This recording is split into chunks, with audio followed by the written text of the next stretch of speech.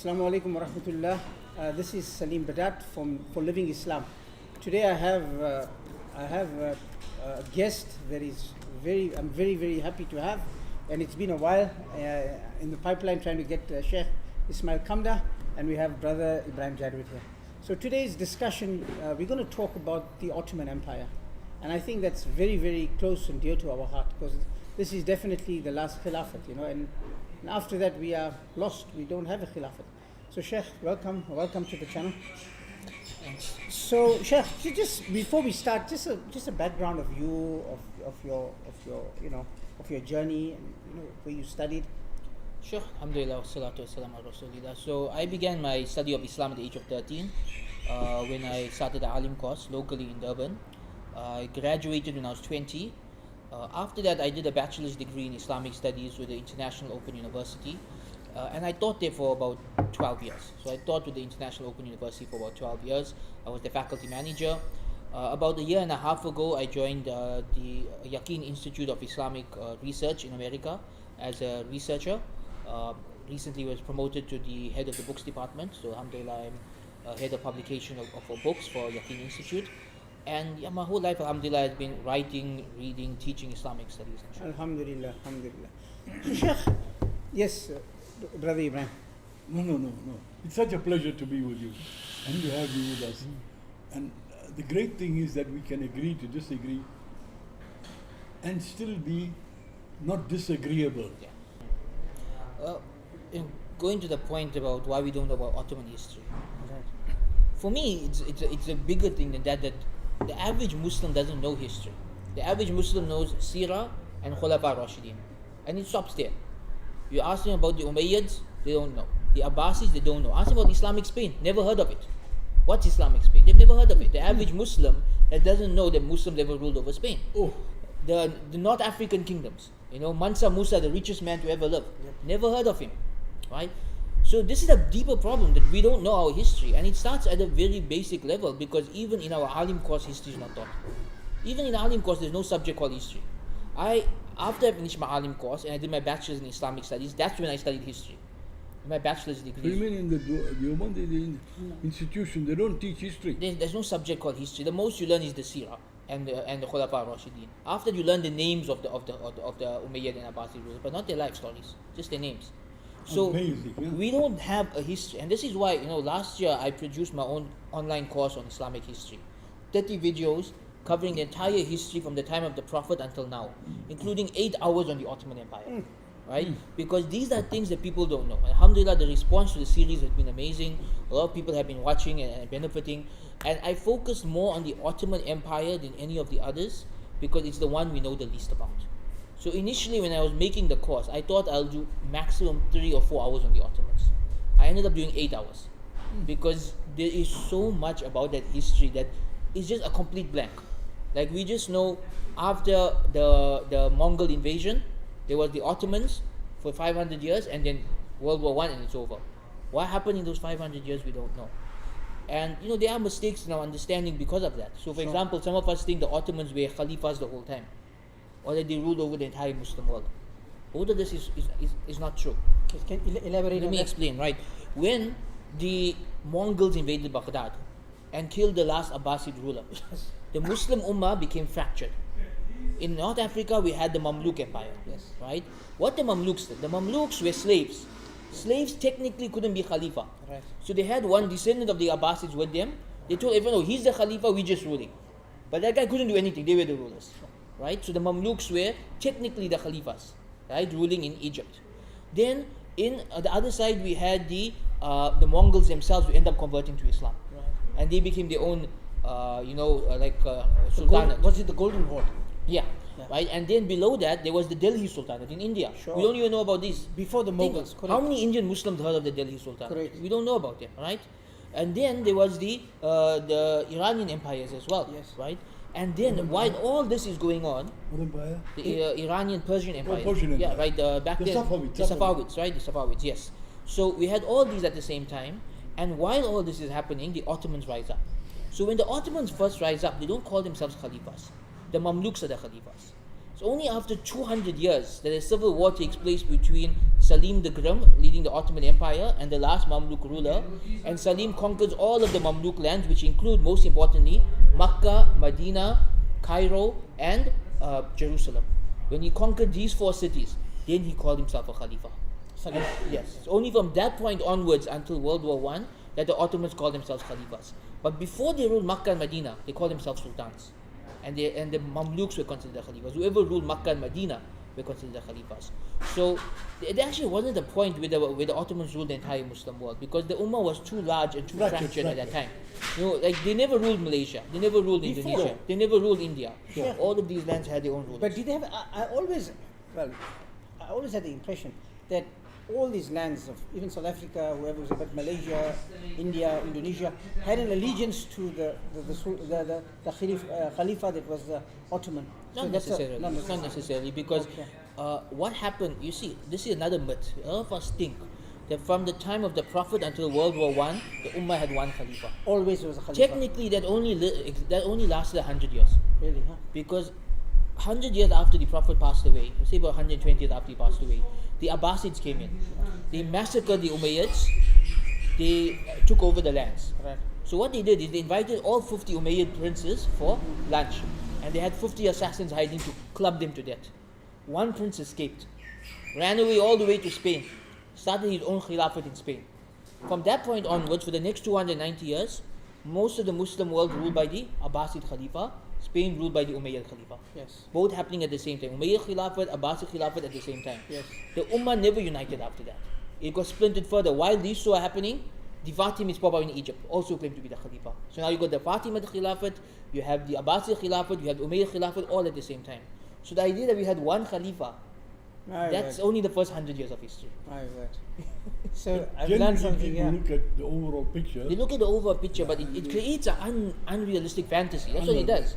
Because now you have these young guys saying, oh, we're going to establish one Khalifa and the Ummah will be united and all our problems will be solved. That's nonsense. There's never been a point like that in our history.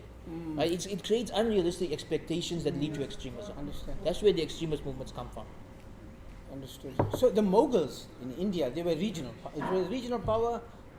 There was no They were separate from the Ottoman Empire. Yeah, right? They were their own thing. Yeah. They were the descendants of the Mongols Sure. that had settled in India and had risen to power. Sure. So their system of rulership was completely different from the Ottomans. Okay. For example, in the Ottoman Empire, the Ahlul Kitab paid jizya. For most of the Mughal Empire, they didn't pay jizya. Oh, really? They didn't. Most of them didn't. Yes. The Mughal Empire in India did not charge the Hindus jizya for most of the history. Really, huh? Right. In fact, when they tried to revive jizya, that caused a big rebellion. Okay. Right. So there were two different empires with different leadership methods, and that's why when the British took over India, the Ottomans didn't care. Okay. It wasn't their land, it wasn't their people. Okay. Right. So they didn't really think of it as their lands are being conquered. How important was it for Mehmed II to conquer Constantinople, and what did it actually mean at that very time, at that moment, at that time, in that time frame? What did it mean? So And I'm connecting that incident to the dua of the Prophet ﷺ. And why did the Prophet ﷺ make dua? Why was Constantinople so important at that time? you see, at the time of Rasulullah sallallahu alaihi wasallam, the Byzantium Empire was the superpower of the world. Right. They were back then like what the US is today. They were the main things, and Constantinople was their main city, Right. and it was considered a city that nobody can conquer. The Arabs and the Muslims were politically nobodies. The idea that these nobodies could conquer the unconquerable capital of the world superpower was something that nobody could dream of. Right. It didn't seem possible. So for it to happen was a proof of prophethood. That's what it was. It was a proof of prophethood. That Prophet Muhammad ﷺ was the true prophet. That he prophesied something that seems impossible, but it happened. As far as the Ottomans were concerned, it was their final blow against the Byzantium Empire. Because up to that point, all of the cities and regions surrounding Constantinople had been conquered by the Ottomans. It was now one city surrounded by the Ottomans. This was the last stand of the Byzantium Empire. If they conquered the city, it's the end of 1,000 years of history. Understood. Well, one of the greatest empires in history finally over. So it was a major conquest for the Ottoman Empire in establishing their power in the region, showing that they're no longer nomads, they're now the superpower of the world. They've defeated the previous superpower of the world, and they mean business. Right. So it was a major move for the Muslim Ummah. So I think the Ottoman Empire is named after Osman the First, right? Yeah. So just a bit about him, his father, his father, Yeah. Ertugrul, but also the dream that he had, and his, just a bit of that. Okay. So one of the problems with early Ottoman history is that we don't really have the details, Okay. right? A lot of it, because a lot of it has been passed down verbally, Right. in terms of legends and folklore. Stories Sure. that the parents told their children about the heroes. How much of that is true? We can't really know. Like, if you look at the Ertugrul TV show, all we have of Ertugrul in the history books is like 2 paragraphs. Is what? Like 2 paragraphs. Just like maybe 20 lines or 10 Nothing. lines. That's all. That we know he was the father of Usman, right? We know he spent his life in jihad against the Crusaders and the Mongols. And the Mongols. Yes. Crusaders and Yeah. And we know that his son established the Ottoman Empire. So what they did with the series is, okay, we have this part of our history that's unknown. We know this man fought the Crusaders and the Mongols for 20 years. And we we make don't have any stories around details. it. Just make a story around Sure. it. One season with the Crusaders, one season with the Mongols, and they built an entire TV series around it. And there's a thing a lot of people don't realize. Ertugrul is a historical fiction series. Lots of people think it's history. It's not history. The directors and actors will tell you it's historical fiction. Meaning it's based in history, based on real people, but the stories are fictional. Yes. The stories are dramas made up to entertain. And there's nothing wrong with that. I actually think it's a good thing in our generation yes. that we now have Muslim fiction. Absolutely. That we now, wherever I go, I see Muslims, instead of sitting and watching all this rubbish with the alphabet people and stuff like that, Yes. instead they're watching Ertugrul, they're watching Absolutely. Osman, and it's changing them. They're learning the akhlaq from these people. They're learning the manners from these people. They're learning courage and bravery from these people. Absolutely. They're learning and absorbing Islamic culture from watching a TV show, instead of learning and absorbing Western culture from watching a TV show. So it's very that's a beneficial. very We need more interesting shows like this. Absolutely. We really Mashallah. need more shows like this. That's for sure. There's a show on Bilal. Did you see that on Netflix? That new one, I didn't watch it yet. I'm very skeptical about that one. Made in Dubai, Okay. lots of propaganda involved. So Okay. I'll watch it soon. But Okay. I've heard very. But bad that things could about go for Egypt too. Egypt, Dubai, and all that, they have their own. it. You see, the problem is that most of even when Muslims do end up making a TV show, there's often a lot of propaganda involved. Like currently, there's one in development by some Arab countries to make the Ottomans look bad and to make the Arabs look like heroes. Yeah. You see, now we have to see through Sure. all of this if we're watching That's these the shows. reaction. Yeah. Sure. That's why the Ottoman period is hidden from us. Sure. To hide the Arab people's collaboration with the Western world, which led to the downfall of the Ottomans. We'll get to that definitely at the end, right? Sheikh, some important historical sultans and figures, maybe just a bit around Suleiman the Magnificent, Sultan Salim. He conquered Egypt, he conquered Syria, Arabia, Palestine in a short period. Just a few of them. Okay, so if we're looking at the important members of the Ottoman dynasty, sadly, most of them are not important. Most of them were are not not important, especially in the second half of the Ottoman Empire. After Suleiman the Magnificent, for the next 300 years, there's political instability, infighting, a lot of drunk rulers, a lot of people you don't want to talk about, right? We go back to the early Ottomans for the gems. The Right. early Ottomans is where you get the gems. You have, of course, Usman himself. Right. Right? This is a man who dedicated his life to jihad against the Mongols and Crusaders. Right. Now, what you have to understand about the Turks before Usman is that they were nomadic people. Nomads meaning they were tribes traveling from place to place, living in tents, like how you see in the series. They learned to adapt to their situation. They realized to fight the Mongols and the Crusaders, we can't be moving around in tents. We need cities, we need walls, we need protection. So they started to establish a city. And from that city, they fought off both sides. Remember, they're fighting 2 jihads at the same time. Crusaders on this side, Mongols on that side. Crusaders. Right? It's a double jihad. So they have to establish the cities with their boundaries. Others see them rising up, people want their protection. So more cities come under control, and more cities. And eventually, by the time of his grandson, it's a full country. It's like a full-size country, because everyone sees that these people, this family, can protect us from the Mongols, and they could protect us from the Crusaders, and they are more just than both of those empires. So more and more cities are giving them allegiance, and the empire is growing like that. So that's the first important person. That's Usman himself. And yes, there's a TV show about him. And again, the TV show is highly fictionalized. There's a lot of it that's fictional. There's certain parts of it that I find very objectionable, like the treatment of polygamy. right? Because, okay, let's just talk about this. Usman had 2 wives, right? His first wife he had his children from. His second wife was the woman he fell in love with. What the Second wife TV was? series, the one he fell in love with, Oh. right? The TV series, because they don't want to put too much of a good spotlight on polygamy, they stop the story around. Season 1, he falls in love with the girl, marries her. Season 2, she says she can't have children. She says, okay, I'll take a second wife to have children only. But I only love you. Right? This is nonsense. Right. This is complete opposite of what happened. Okay. Because they don't want polygamy to be viewed, positively, they went and changed the whole story. Got it. And this is a major, major problem. So when watching these shows, again, be careful of where they change the history for propaganda reasons, right? And make sure that you get the accurate view of the history. Another important person in the history, of course, is Mehmed II, Muhammad the Conqueror, right? Muhammad al-Fatih, because he's the one who conquered Constantinople. Now Constantinople became Istanbul, right? And right till today, it is a major city of Islam. When did it change its name to Istanbul? No one really knows. Okay. It was like I see there was a- it there was was- more like a slang terminology. But I see there was like an objection to it because, and the objection was based on the premise that the Prophet ﷺ called it Constantinople. Why change to Istanbul? So that's another issue. It's Prophet nothing to called it Constantinople, so Because that was the name. he didn't say it that. At that religiously. time, Sure. He called it by what it was called at that time. Sure.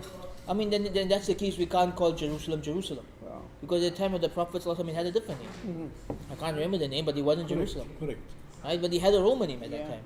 But when the Muslims conquered it, they changed it to Al-Aqsa, Sure. right? And then when the Jews conquered it, they changed it to Jerusalem. Whoever's ruling it is going to give it a name based on, their idea. So the name, there's no. So the capital of Alexander the Great, Yeah. Alexander, Sure. is still called Alexander. Yeah. So Mehmed II we're talking about. Yeah. So he conquered Constantinople. Now, this gave them a very strong seat of power in the world. Right before this, they were ruling from smaller cities. Right.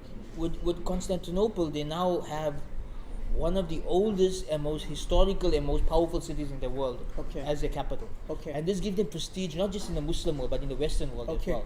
Because now even the Christians have to humble themselves before the Ottoman Empire because these guys mean business. Sure. Right? If they destroy the Byzantium Empire, what else could they do? You see, Maulana, there's another point that we should look at. You see, at the time of the Prophet ﷺ, right, Arabia was never conquered by anybody. Yeah. Nobody wanted to touch it. Yeah. Nobody wanted to have anything with it. There was no benefit in it, right? That's true. As Gibbs said, the Arabs were neither reliable friends or dependable enemies.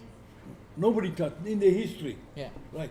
But around this Arabian peninsula was the Christian world. Yeah. Think about it. Where the first people went, Abyssinia. Christian. Yeah. The Christians of Najran, Yemen, Yeah. right? The Prophet ﷺ sending a message to the Patriarch of Egypt and getting back Maria Kipti, may Allah bless her. Or Jerusalem, or Syria, where Nabi Yahya is buried. So the entire world around this Arabian Peninsula was Christian. My point in bringing this up is that when you took it all, Maulana, when you took all of this, Yeah. do you think they're going to feel nice about you? You understand? I know what you're saying, but No, what I mean I is get what that- you're saying. But that's the No. history of the world. No. This I world know was that. conquer or be conquered. That's how You it was see, at the time. To understand. Yeah, how they react. No, animosity. Yeah. Right. Yeah. So this, at the time of the Prophet, there was the No, I get Persian. what you're saying. I understand. That's what led to the Crusades. Yes. Because they wanted revenge. Yeah. Because that's their Correct, land. correct. Like, especially Jerusalem to them was their land. But all of this land. And they invented this whole Crusades concept to get that land back. But there was another point, Salim. There was another point. This Eastern Christian Roman Empire that ruled this part of the world was shrinking and shrinking and shrinking. It ended up where? Constantinople. So the last bastion of Eastern Christian Roman Empire was Constantinople. Anyway, stop there. So, Chris, there's a conversation going on for centuries, for long, about the Turks committing atrocities. Was this in Greece? Was it committed against the do you know that incident I'm speaking of? Yeah, you see, there's two ways to look at these things. Number one, if these things happen during a specific sultan's reign, it's on him, not the entire empire. Correct. His forefathers and those who came after him nothing to do with it. That's his sin, his crime, and you can't say that the whole Ottoman And Empire not is all like were that. just. Yes, you can't, because it's Yeah. 600 years of rulers. Exactly. You're going to get a few bad Exact- apples. You're not going to have exactly. all good guys, right? I mean, even Salim the Grim himself. Yes. You know, we talk about him conquering Jerusalem and Makkah, and who he conquered it from? Muslims. Right. He fought the Mamluks. Right. He fought fellow Muslims to conquer their lands. Right. So that's not a good thing. Sure. But it's history, it's what happened. And one thing I believe in teaching history is you have to give the facts. Sure. No matter how uncomfortable the facts are, no matter how controversial the facts are facts. What happened, happened. Tell Right? us. Yeah. Tell us. And the other point I was going to mention about that is that you also have to understand there's a lot of propaganda from the other side. Right? Like in Greece specifically, there's a lot of propaganda against the Ottoman Empire to portray them as these invaders who conquered our land and oppressed us. So some of the stories will be true, some of them will be exaggerated, some of them will be false. We can't just accept everything that comes from them because they see, have an agenda behind correct. what they're saying. Right. You see, Salim, the Ottomans ruled over Greece for 150 years. Right. Now, the same thing with the people that they say committed genocide. Who are they? The Turks. Yeah. No. The Turks committed suicide up to now. Genocide. Yeah, the genocide, right. Names escape me. These are the people who even now campaign, and America supports them, to say that the Turks committed genocide. But these people, I'm just forgetting the name now, these people collaborated with the enemies of Ottoman. And there was a reaction to that. Right. That's the problem. So when the Ottoman Empire spread throughout Eastern Europe and throughout the Mediterranean, so it spread, meaning land was conquered, correct? Yeah, that's right. How did the people embrace Islam? How did Islam spread in the land. How did Islam? So you conquered it. Yeah. How does Islam spread? So one thing the viewers have to understand is that when we talk about Islam spreading historically, we talk about two different things. The political spread, which was the jihad to conquer lands and bring those lands into the Muslim empire, right? But you have to understand, when Muslims did that, the people remained on their religion. Islam never forced anyone to convert to Correct. Islam, right? So people would pay the jizya and they remained on whatever religion they were on. That's why there are Hindus in India right till today, even though Muslims ruled for a very long time, because we didn't force our religion on people. This is what people must understand. Yep. They say, oh, but you still conquered their lands. Well, everyone did that back then. Sure. That was the world. The world was conquer or be conquered. And the Muslims, if they didn't conquer, they would have been conquered. That's how the world was. Until, the modern world and modern borders were drawn up, that's how every country operated. Right? So that's what it was. Now, how did Islam spread as a religion in those lands? One thing the Ottomans did differently from the empires before them is they developed what they call the millat system. So the millat system simply meant that every community governed themselves by their own book. Meaning, if you lived in the Ottoman Empire, you could go to a Christian town. The whole town is run by Christianity. The whole town is run by the Bible. And you go to a Jewish town, the whole town is run by their law, right? And this was the millat system established by Ottoman Empire. Complete freedom of religion on a level that doesn't exist today. Now, what that did to, it led to more people being exposed to Islam, because they can live in a Christian town, visit a Jewish town, visit a Muslim town, Or eat the compare food. the three, and realize the Muslims have more justice, more peace. They have the zakah system, they have the awqaf system. It's a very important thing to talk about the Ottoman Empire, the awqaf system, and how that made such a big difference. Sure. They see all of these things in place. And yet, this is a beautiful religion. This is a beautiful way of life. And this, of course, attracted the hearts of people. And over time, people converted to Islam. And a lot of people, again, don't realize. They think Muslims enter a country and within 10 years, everyone's Muslim. Yeah. No, it's hundreds of years. Yeah. One family at a time. Naturally, organically. No one's knocking on doors and demanding you become a Muslim. It's a very organic thing. The same thing happened in Malaysia, same thing happened in India. It was a natural process of people being exposed to Islam in practice. That's what attracted people to See, Islam. Maulana, for example, when we took Syria, 100 years before the people accepted Islam. 100 years. They were Not- Christians for their whole time. Right. And there's Now, not a problem with that. In reading the Eastern European history, the Polish poet, see, the Eastern European countries internecine wars between one church group and another church group, fighting each other. So they invited the Sultan to come and make the peace. So I must get hold of the poem. The Polish poet is writing, not until the hooves of the horses of the Sultan enter our land will we have peace. Looking forward to the Sultan's horses coming in Yes. and giving them peace. You see, based on what you mentioned now, right, is that you have to understand Christian sectarianism was much worse than Muslim sectarianism. Oh, too much. Christians in those days, they would treat any other sect as like kafir. They'd be just killing each other and fighting each other. They couldn't handle living with another sect. Muslims, on the other hand, treated all Christians as Ahl Kitab. So they go, if they're living in a Muslim empire, they could live side by side in peace. But if they're living in Christian empires, there was going to be war. Absolutely. So it was better for them to live in a Muslim empire because that was the only way to actually have freedom of religion. Regarding the Awqaf system. Sorry, Yes. is there something? You see, when they invited the Sultan, he came in and he set up an order because between one Christian group and another, giving them structure and status. Am I right, Maulana? Yes, again, the millet system. Gave the millet system, right. So the Christians found that the Sultan was able to solve their problem. You leave me alone. You got I your leave town, you you alone. got your town, each town is ruled by their version of You see Christianity. how beautiful that is. Everyone lives in so, peace. so that's why in the Eastern Europe, you see, we don't realize that these people were attracted to Islam. I mean, you look at the Bosnians, they are Europeans. Albania, 70% Muslim. Macedonia, Greece, not Macedonia and Greece, but Macedonia, 60% Muslim. So these are Eastern European countries with large Muslim populations. The Awqaf system you mentioned. So you Yeah. can maybe elaborate a bit on that? Okay, so one of the most beautiful things about the Ottoman Empire, even the Arab empires before them, especially for the Islamic lands, was the Awqaf system. So what happened with the Awqaf system was, when Muslims got rich, right, they would want to invest their money in the Akhirah. So what they would do is, for example, they would start a hospital or a school or a library or a madrasa, and they would just make it waqf, waqf for Allah. So you could go anywhere in the Ottoman Empire, free hospitals, the whole hospital is waqf for Allah. Free schools, the whole thing is awqaf.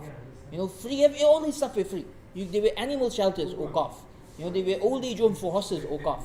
All these things were free, done by the waqf system. The British come in, they conquer these lands. They're like, you got all these things, you're not making a profit, turning into profitable hospitals, profitable schools. Now what happens? The people living in these lands are used to free education, they're used to free hospitals, they're used to all these things being free.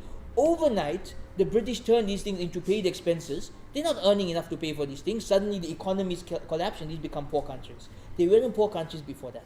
The Awqaf system gave a quality of life that the modern world doesn't have. That you could live anywhere. You know what they were doing in the Ottoman Empire? If you were sick, you could go to hospital. Not only was the whole thing free, they would ask you, how much money do you normally earn in this week? You'll say, like 10 dirhams. They'll give you 10 dirhams. So that you still got your money. That was the level of Awqaf system they had running in the Ottoman Empire. The British came in and destroyed it all. What about the culture of learning? So we know in Spain, Yeah. and the great scholars that came out of Spain, and we know the seat of the Renaissance in Europe was Spain was the catalyst. So my question is, in the 600 years of Ottoman rule, academically, culture of learning. Okay, what so came this out is of the that? one area where I'm going to criticize the Ottoman Empire. Right. The stagnation and decline of intellectual Islam really started in the Ottoman era. Right? If you look at the Umayyad and the Abbasid empires, Muslims were the world leaders in science, in technology, in mathematics, in medicine, in fiqh, in hadith, in aqidah, and everything. They were the world leaders. They were like, you had like geniuses Right. of all these fields. What happens in the Ottoman era is that people become more caught up into following their groups Right. and their madhabs, right? And then these groups become smaller and smaller, and they stop thinking. It becomes more about you just learn whatever your teacher taught you and you teach it to the next generation. Right. And Islamic knowledge became narrow and narrow to such an extent in the last 200 years of the Ottoman Empire. Ijtihad, I don't know if you know what ijtihad, Sure. right? It's a scholar's process of developing new fatwas, Sure. on the independent fatwas. Ijtihad was illegal. During the Ottoman. Yes. There was a point in the 1800s where mujtahids in Syria, Muslim scholars in Syria, were trying to solve the modern problems of that time. Because remember, technology was advancing, new things were developing. They were trying to solve the problems at the time of making some new ijtihads. They were arrested and sent to jail for committing the crime of ijtihad. Right. It got so bad that if new medical technologies were developed, haram. They're just haram. No real ijtihad now, just haram. That was so sad because you had 600 years now. So what happens here is, this is where the real problem came in, right? While this intellectual stagnation is happening in the Ottoman Empire, at the same time, what's happening in Europe? The Renaissance. Sure. So they are going up while the Muslims are going down. And at some point it crosses. At some point they're going up and we're going right down. And we never made that U-turn yet where we can catch up with them. You see, another thing, Salim, is this. When the Mongol invasion took place, Yeah. Rana, you know this. When the Mongol invasion took place, they piled up the books 10 stories high and burned them. Right. Now, I'm trying to figure out what happened at that time. So, like today, many Muslims say, that, for example, say Palestinians are not making the salah, therefore they don't have the support of Allah. Right. So at that time, the people felt that we were so bad, so they turned to the Musalda and the Tasbih and left that scientific Islam in the time of the Mongols. So from that moment onwards, that period developed without that original period of Islamic civilization that we had, science and technology. All of these things were stopped because Bokharab, we are bad Muslims. So let's go back to Salah and Tasbih. And they forgot about that Islam. It's just an opinion. So if you look at contemporary, has it affected? Obviously, the last dynasty that we have is the Ottoman. Yeah. Obviously, the ramifications of that closed-mindedness and It's still there. it's still here. The madrasa system they developed is the one we're still following today. Did they develop it? That's the one we're following today, was developed in the Ottoman Empire. Really, huh? Yes, that was their education system. And I think I don't know if the Mughals copied them or just developed the same system at the same time. Who copied them? The Indian Muslim Empire. Yeah, they copied Yeah. them, of course. But the point is that system goes back to what they developed. And their system that they developed was one about, it was basically parroting knowledge. Yeah. Rather than developing the sciences. Rote learning. Yeah, it just became like, you memorize these books, you're an alim now. Sure. That's how it began. Like you actually, they have TV series there about, there's a TV series about the man becoming a judge in the Ottoman Empire. Yeah. They give him a few hadith books and fiqh books to memorize and he's alim, he's a mufti. Just memorize it. If There's you- no understanding involved. If you look at the history, if you have to go a bit deeper, right? Sheikh, I mean, I'm going a bit deeper on this. If you look at the DNA, the history of the Ottoman, right? They are from the Mongolians, right? It's part of the Mongolian, and the one part of the Mongolian wing. And the Mongolians were never known to be as thinkers or any of that, more like conquerors. That's what I say. Correct? They burnt the books. So you don't think that somehow?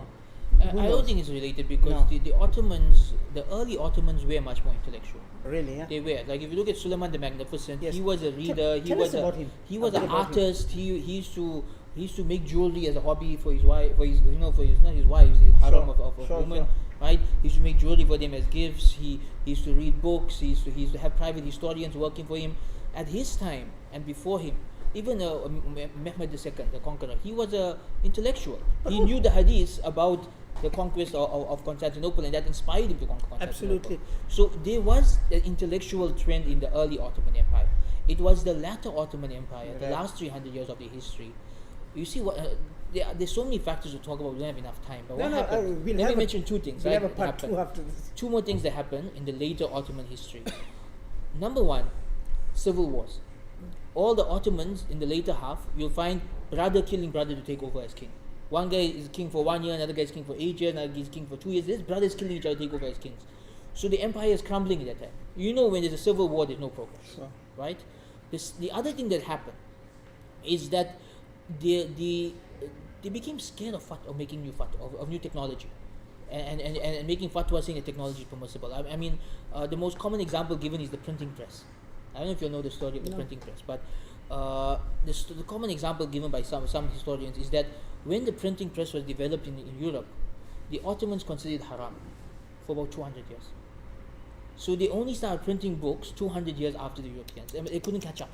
They couldn't catch up. You see, Maulana, another thing is, I had the sad occasion to visit the qabr of the last Sultan. He's buried in Paris. Right. If you ever get a chance to go there and you collect his books, what a mind, what a great person. His khair, his understanding person, At the right born at the wrong time in history. And that's the other point I want to make there is the last 100 years of Ottoman rule, there was a concerted effort to revive the empire. Yes. They started reformatting their fiqh, changing Yes. their government Yes. system, getting rid of the outdated things. But it was too little too late. Too That's the late. problem. It was too late. So if you the, read the that, you Europeans see, were now 300 years ahead of them in technology and things like that. They couldn't catch up on time, but they made the effort. They definitely made the effort, but it was too late to do anything But about it. another thing, Salim, I must tell you, in spite of it, right, the Turks are part of the NATO forces, right? Why they make them part of the NATO forces? That I don't know. Now, I'll tell you, because the Turks are great fighters. Yeah. You see, when the First World War, 1914, 1918, Ottoman joined Turkey in the hope, this is just my reading, in the hope that if the Germans won, the British, French and others would leave the Muslim lands. Unfortunately, Germany lost. Right. But when Germany lost, it was the grab of the Muslim empire. Yeah. When I say the world, I mean, with exception, Iran is one of them, India is one of them. ruled India by had already themselves. fallen by then. They all ruled by. Yeah. But at the end of this period, 1914, 19, the Sykes-Picot Agreement, 1916, where they carved up this Ottoman Empire. You take this, I'll take that, you take this. And that's when General Allenby enters Jerusalem, right? And it's called the Allenby Bridge, even now, where he says, this day the Crusades have come to an end. They never left it. But the last area of Turkey, including Constantinople, right, was strongly guarded by the Turkish forces. So you know the history of Gallipoli. Gallipoli was the most resounding victory of the Turks against the combined forces of France, Britain and all that. Right? Apparently 1 million of them died, but the Turks conquered them at Gallipoli. And every year there's a celebration marking, every year, even now, Gallipoli. Right? Before that it was the Dardanelles. In 1916 they sent 200 ships into the sea, right? The Adriatic Sea and all that, right? To try and overwhelm the Turks. But the Turks fought valiantly. So they, look, you like him or you hate him, Atatürk was the person that protected this kingdom or this area, right, is Turkey. And that's why they revere him. Right. Because he led that fight. Atatürk. I think, yeah. So Atatürk is an important figure in the end, right? Yeah. Although he did so much harm to Islam. Absolutely. So I think, Sheikh, let's round it up in the next 5 minutes. I think we have 5 minutes. So round up the Arab collaboration, the Saudi collaboration with the British. Not Saudi, whole Arab. The whole Arab collaboration with the British. The British, French and all that. Yeah, but Yeah, I think the Arab topic we'll leave it for another day because that's going to take an hour. Got We it. can't cover that in 5 minutes. got it. So Yeah. the next one, inshallah, right? Sure. So I think 5 minutes, another 2 minutes, whatever you want to, Yeah. however So- you want to close it up. You know, one of the points I want the listeners to take from this is that when studying history, understand that history is often written by the victors. Yeah. So you have to be very careful the books you are reading, who wrote it, and what's their bias. Yeah. That's very important. History Yeah. is by the one that Yeah. So, like for the example, a conqueror lot of writes the what's history. research about the Ottoman Empire come from Saudi books, and the Saudi books are full of nonsense. full of nonsense. They're full of lies. Full of lies. They, Yeah. especially about Muhammad bin Abdul Wahhab and what he did. They glorify it and they make him sound like he's such a nice person who did such good things. When you read other history books written at that time by people who were alive, everyone was scared of him. All the ulama for Hanafi, Shafi, Hanbali, everyone was scared of him. They all thought he was like some extremist terrorist type guy. They didn't see him as an alim. But he teamed up with the political power Yeah. to overpower them. 5 minutes. So That's right. Yeah, that's right. Yeah. No Very problem. busy man. Thank you so much for your time.